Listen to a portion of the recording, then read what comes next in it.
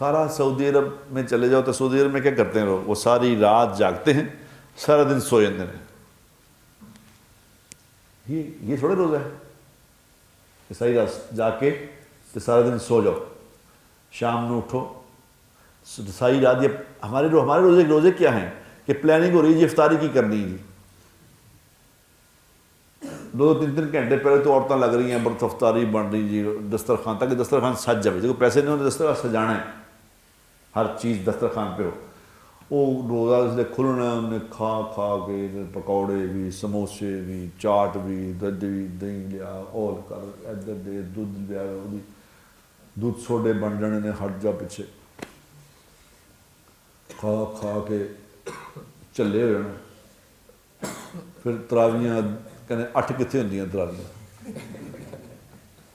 پھر 8 تراویاں لبو کسے 8 ہوندیاں، پھر فتوے لبنے کی تراوی ویسے کوئی فرض تو نہیں کی خیال ہے۔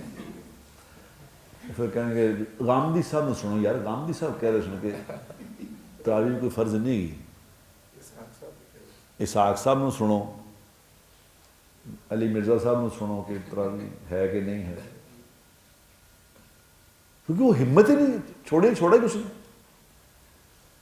پھر اب رات کو پلاننگ ہو رہی ہے ان سحری کی کرنی ہے، سحری واسطے اب نیا کام کھل گیا، سحریاں بھی پہلے ریسٹورنٹوں میں سحریاں بھی ہوتی ہیں، اب ریسٹورنٹ مجھے کسی نے بتایا کہ سحری ہے نا، ہاں لاؤ، اب سحریاں بھی، سحریوں کے لیے لہذا ریسٹورنٹ بن گئے کہ سحریاں کتنے جا رہے ہیں گھر سے نکل کے سحریاں کرنے، 2 گھنٹے کی سحریاں ہو رہی ہیں، اور سحریاں کھا کے ساری رات جا کے کھا کے بس ایویں نماز بس انتظار ہی کر کے ٹکر 2 ٹکرا مار کے تو لیٹ جاؤ، بس ختم۔ پھر اٹھیں گے شام میں انشاءاللہ افطاری کریں۔ یہ روزے کچھ نہیں کریں گے، ان روزوں نے کچھ نہیں کرنا۔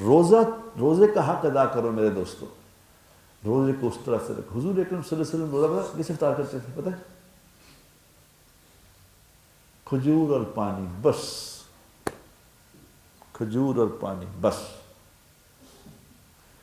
کوئی پکوڑے سموسے، پکوڑے ہی بن جاتے ہیں سمجھے، رمضان میں پکوڑے بن جاتے ہیں ہر جگہ، سموسے اور پکوڑے، پتہ نہیں کیا یہ ایسی چیز ہے، اور ہر بندہ سموسے پکوڑے کھا کے بیمار ہو جاتا ہے، تو کھائی جا رہا ہے پکوڑے، پتہ نہیں رمضان میں پکوڑے کو دل کیوں کرتا ہے، یہ نہیں سمجھ آئی آج تک۔